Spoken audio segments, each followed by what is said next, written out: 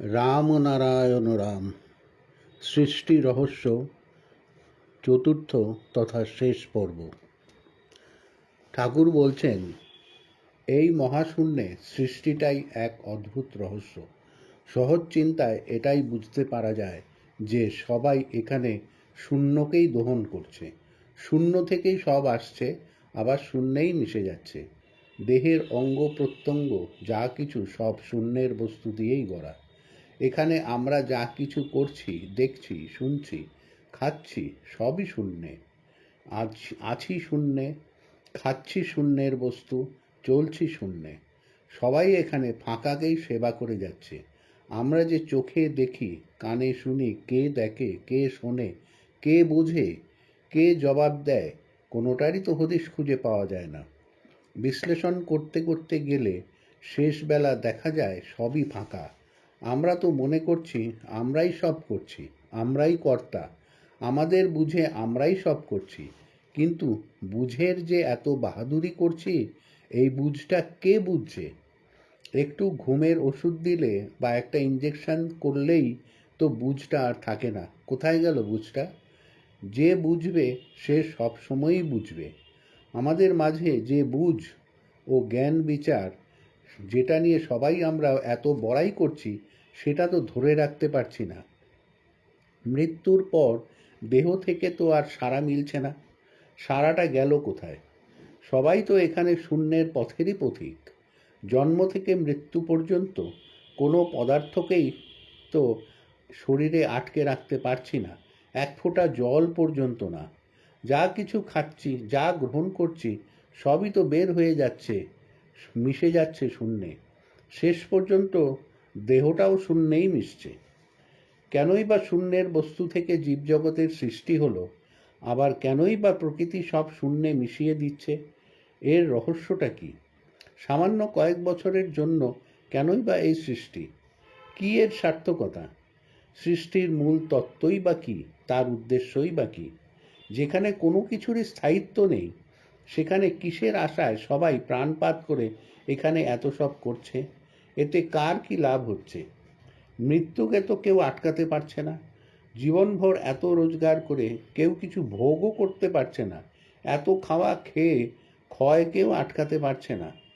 বাড়ি ঘর করে সেখানে থাকতেও পারছে না। এতে কার কি উপকার হচ্ছে? তবু তো এভাবেই চলছে যুগ যুগান্তর ধরে। এর বিশেষত্ব কি? কেনই বা পৃথিবীতে এলাম? আবার কেনই বা দিন রাত রোগ শোক দুঃখ যাতনা ভোগ করতে করতে চলে যাচ্ছি সবাই?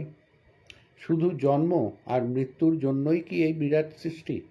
প্রকৃতির সূক্ষ্ম কারিগরি বিচার করলে এটাই যে সৃষ্টির মোক্ষম উদ্দেশ্য, সেটা মনে হয় না। আমাদের তাই ভালো করে বুঝতে হবে, এই যে সৃষ্টির পর সৃষ্টি হয়ে চলেছে আবহমান কাল হতে, এর পেছনে কি কারণ রয়েছে, কোন উদ্দেশ্যে এই সৃষ্টির দ্বারা সাধিত হচ্ছে। সব দিক বিশ্লেষণ করে তো দেখা যাচ্ছে যে যা কিছু করছে এখানে ফাঁকা বা শূন্যের সেবাই করে যাচ্ছে। সবাই যেন শূন্যেরই সেবায়িত। তবে সকলকে শূন্যমুখী করে নেওয়াই কি সৃষ্টির মূল উদ্দেশ্য? শূন্য থেকেই এসেছে সব কিছু। ফাঁকা অর্থাৎ কিছু না থাকার বস্তু দিয়েই গড়া এই জগৎ। ফাঁকাকে বস্তু বলা বৃথা, কিন্তু ফাঁকা দিয়েই সব কিছু গড়া। এই ফাঁকাকে বস্তু না বলেও উপায় নেই। বিশ্বজগতের বস্তুগুলোই এমন, যার ইতিহাস ফাঁকা। যাবতীয় যা কিছু সবই ফাঁকা। তবু যেটা বোধ করছি, যদিও বোধ ফাঁকাতেই আছে, ফাঁকাতে থেকেও যে উকি দিচ্ছে, এটা কি? কোথা থেকে যেন ভেসে আসছে একটা সুর, তাতেই আছে সারা। ওই সারা যে কি, তাকে তো খুঁজে পাওয়া যায় না। তাহলে বলতেই হয় ফাঁকার আরেকটা নাম সারা। ফাঁকা আর সারা যেন জল আর বরফ। জল থেকেই যেমন বরফ, ফাঁকা থেকেই তেমনি সৃষ্ট বস্তুগুলো। বরফ আকারের ফাঁকাই হচ্ছে সারা। এই সৃষ্ট জগৎটা হচ্ছে বরফের মতো। ফাঁকা থেকেই সব সৃষ্টি, ফাঁকাতেই আবার সব ভাসছে বরফের টুকরোগুলোর মতো। দিন দিন বরফ গলছে, জলের সাথেই মিশছে, আবার সেই জলেই ভাসছে বরফ হয়ে। এটাই কি তবে সৃষ্টির নিয়ম, যে একবার গলবে, একবার মিশবে, আবার আসবে? এর সার্থকতাটা কি? ফাঁকা মহাকাশে এমনি বুদ্ধি, জ্ঞান, বিচার, চৈতন্য কিছুই খুঁজে পাওয়া যায় না। তার বর্ণনা চলে না, তাকে ভাষায় আনা চলে না, এমনি ভাবেও আনা চলে না। ভাবতে গেলে অবাক হয়ে থাকা ছাড়া আর কিছু থাকে না। কিন্তু সবই আবার খুঁজে পাওয়া যায় সৃষ্টির ভেতর দিয়ে। মহাকাশের চৈতন্যই বরফ আকারে আকার নিয়ে বুদ্ধি ও জ্ঞান বিচারের পরিচয় দিচ্ছে। অদ্ভুতভাবে সাড়া দিচ্ছে। কোথায় ছিলাম জানি না, কিভাবে এলাম জানি না, কোথায় যাব জানি না, তবে এসেছি যখন মহাশূন্যের মহানবেই ভাসছি। এই যে ভাসছি, এর মূল তত্ত্ব খুঁজতে গিয়ে হারানোর মাঝে হারিয়ে যাই। মহাকাশ চৈতন্যে ভরা, সুরে ভরা, কিন্তু সেখান থেকে এমনি সুর খুঁজে পাওয়া সম্ভব নয়। সে যে সুরেই আছে, সারাতেই আছে, পাকা বুঝেই আছে, সেই পরিচয় পাওয়া যায় সৃষ্টির ভেতর দিয়ে। সৃষ্টিরূপ আঁকাগুলোই হচ্ছে ফাঁকা মহাকাশের স্পিকার। বরফ আর জল যেমন একই বস্তু, ফাঁকা আর আঁকাও তেমনি একই। ফাঁকা মহাকাশেই সৃষ্টিটা আঁকা। রূপের মাধ্যমে ঠিক ঠিক মহাশূন্যকে জানবার ও বুঝবার জন্যই মহাশূন্যে সৃষ্ট বস্তুগুলো ভেসে বেড়াচ্ছে। ভাসবার জন্যই যেন সৃষ্টি হয়েছে বস্তুগুলো। একই বস্তুর বস্তুত্ব বলেই একবার ভাসছে, একবার মিশছে, আবার রূপ নিচ্ছে। যে মহাশূন্য হতে সব কিছুর সৃষ্টি, সেই শূন্যের বার্তা জানিয়ে দেবার জন্যেই যেন সৃষ্টি হয়েছে যাবতীয় যা কিছু। এভাবেই যেন ফাঁকা আকারের ভেতর দিয়ে নিরাকারের বার্তা জানিয়ে যাচ্ছে। বার্তা যখনই আসবে তখনই বুঝতে হবে রূপের পর রূপ নিয়ে নিয়ে রূপান্তরিত হয়ে বর্ণে বর্ণে বর্ণনার মাধ্যমে ব্যাখ্যার দিকে যাচ্ছে। যার যার নিজের দেহ, নিজের মন ও বৃত্তিগুলির দিকে দৃষ্টি দিলেই সেই ব্যাখ্যার কিছুটা বুঝতে পারা যায়। আমাদের সবারই চাওয়া পাওয়া আছে, কামনা বাসনা আছে, জানবার আগ্রহ আছে, যশ মান ও তৃপ্তি লাভের আকাঙ্ক্ষা আছে। এই যে ইচ্ছেগুলো জাগছে, এগুলো ভালোভাবে বিশ্লেষণ করলেই দেখা যাবে এসব ইচ্ছাই আকাশের ইচ্ছা। গোটা আকাশটাই যেন ইচ্ছা শক্তিতে ভরপুর। আকাশের সেই ইচ্ছা শক্তির দ্বারাই যাবতীয় যা কিছু সৃষ্টি। এই সৃষ্ট বস্তুগুলোর ইচ্ছাতেই সেই আকাশের ইচ্ছাকে অবগত করছে। প্রকারান্তরে ইচ্ছাই ইচ্ছাকে জানছে ও সেই ইচ্ছাই তৃপ্ত হচ্ছে তার ইচ্ছাকে জেনে। এভাবেই অনন্ত সৃষ্টির ভেতর দিয়ে মহাকাশ নিজেকে জানছে ও বুঝছে। এই যে নিজেকে জানবার ও জানাবার ইচ্ছা, এটাই সৃষ্টির প্রধান উদ্দেশ্য। শাস্ত্রের যাবতীয় মন্ত্রতন্ত্র, পূজা পার্বণ সব কিছুই শেষ অধ্যায় হচ্ছে শূন্য। পবন, অগ্নি, অরুণ, বরুণ প্রভৃতি শূন্যের বস্তুকেই দেবদেবতার ব্যাখ্যা দিয়ে আরাধনা করার বিধি ব্যবস্থা করা হয়েছে এখানে। জেনে বা না জেনে, বুঝে বা না বুঝে শূন্যের বস্তুকেই ভগবান বা দেবতা রূপে আরাধনা করে আনন্দ ও তৃপ্তি লাভ করেছে সবাই।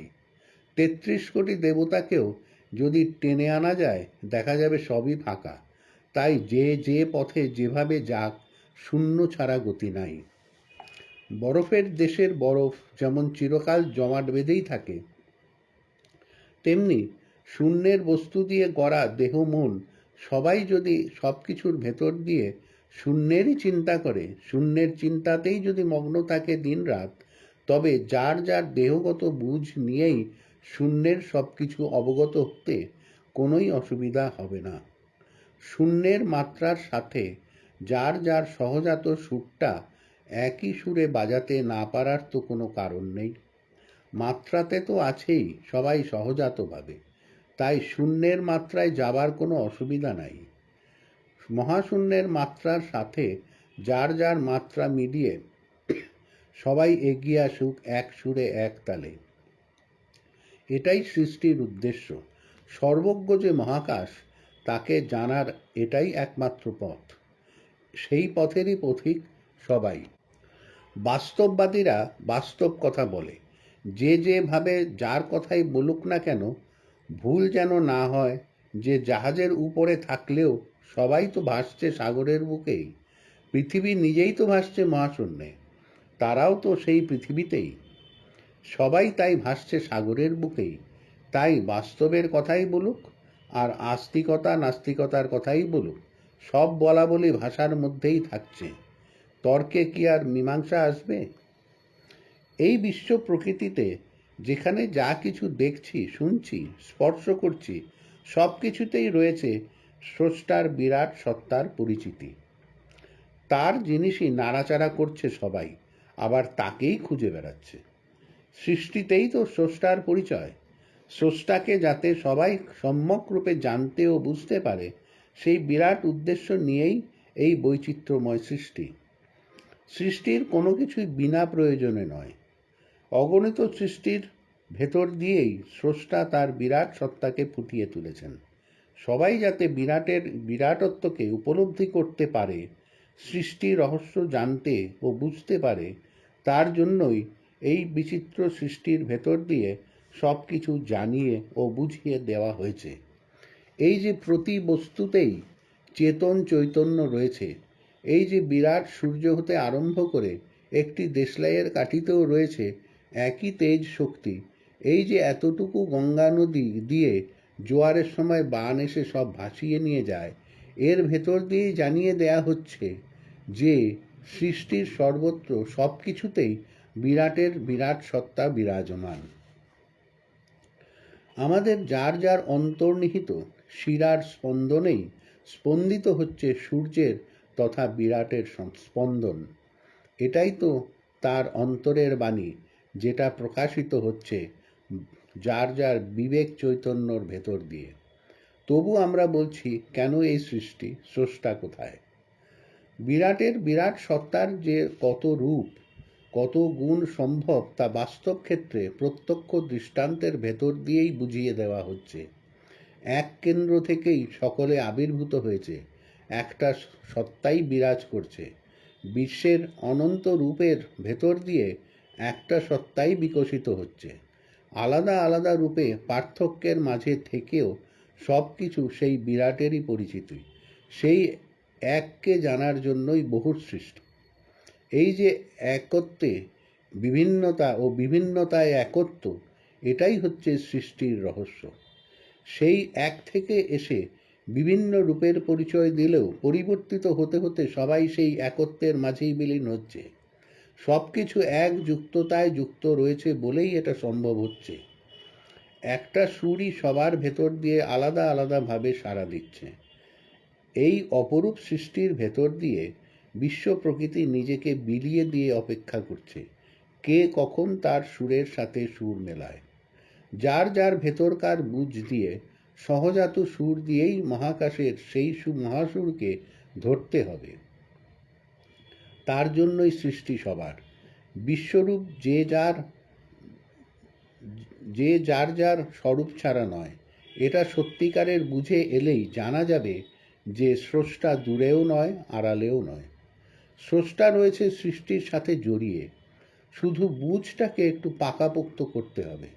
সৃষ্টির নিয়মে যে চেতন শক্তি হতে অবিরাম সৃষ্টি হয়ে চলেছে, জীব জগতের সবাই যে রয়েছে সেই একই শক্তিতে, এটা মনে প্রাণে বুঝে নিতে পারলেই জানা যাবে স্রষ্টা কোথায়। তখনই জানা যাবে সৃষ্টির কি উদ্দেশ্য, কোন প্রয়োজনে কোথা হতে জীবের আগমন। যার যার অন্তর হতেই এই প্রশ্নের উত্তর বের করতে হবে। আড়াল হতে কেউ এসে কিছু বলে দেবে না। জানার কথা ব্যাকুলতায় নিজের মাঝেই নিজেই আলোড়ন তুলতে হবে, মনন করে খনন করতে হবে, তবেই মিলবে জল, তখনই আসবে পরম তৃপ্তি। স্রষ্টাকে ও সৃষ্টির উদ্দেশ্যকে জানতে হলে প্রকৃতির দিকেই তাকাতে হবে, প্রকৃতির গ্রন্থই পাঠ করতে হবে। প্রকৃতির কথা হলো পড়ো, জানো, বোঝো, শেখো। আমাদের চোখের সামনে সাগর, মাথার উপরেও সাগর, কিন্তু সত্যিকারের তেষ্টা মেটাতে হলে খনন করে জল বের করে সেই জলে তেষ্টা মেটাতে হবে। তেমনি মনন করে খনন করে স্রষ্টার পরিচয় বের করতে হবে, সৃষ্টির উদ্দেশ্য বুঝতে হবে। প্রকৃতি অকৃপণভাবে দান করে চলেছে তেষ্টা মেটাবার জল। তেষ্টা মেটাবার যে প্রবৃত্তি, সেটাও সবারই সহজাত। তবু যে তেষ্টা মিটছে না, শান্তি যে পাচ্ছে না, তার কারণ সমূহ তৃপ্তিকে বড় ভেবে সেই পরম তৃপ্তির দিকে যাচ্ছে না কেউ। তাই তো স্রষ্টার বহুরূপ সম্মুখে থাকলেও আলাদাভাবে তাকে খুঁজে বেড়াচ্ছে সবাই। এভাবে তাকে তো জানা যাবে না। সবটা নিয়ে যে একটা, সেই একই হচ্ছে স্রষ্টার স্বরূপ। বিরাট রূপ, সেই মহাশূন্যকে জানার পথেরই পথিক সবাই চলেছে জানতে জানতে। যখন যা কিছু হচ্ছে এখানে প্রয়োজনের তাগিদেই হচ্ছে। মায়ের পেটে বাচ্চা এলেই মাতৃস্তনে দুগ্ধের সঞ্চার হয়, কিন্তু এখানকার কোনো প্রয়োজনই তো সেই প্রয়োজনের তাগিদ দেয় না যে প্রয়োজনে সবার সৃষ্টি। ইন্দ্রিয়ের তাড়না, ক্ষুধা তৃষ্ণার তাড়না যেভাবে আমাদের প্রভাবিত করে, বিশ্বের রহস্য বা সৃষ্টির উদ্দেশ্য জানার ব্যাকুলতা তো সেভাবে তাগিদ দেয় না। তবে কি তা বরাবর রহস্যের মাঝেই থেকে যাবে? সেটা তো হতে পারে না। বিশ্ব প্রকৃতি তো কোনো কিছুই লুকিয়ে রাখেনি আমাদের কাছ থেকে। জানার ব্যাকুলতা এলেই জ্ঞাতব্য বিষয় জ্ঞাতে আসবে। তাই যেভাবেই হোক ব্যাকুলতা জাগাতে হবে, আর শ্বাসে প্রশ্বাসে নিতে হবে ধ্বনির খোরাক।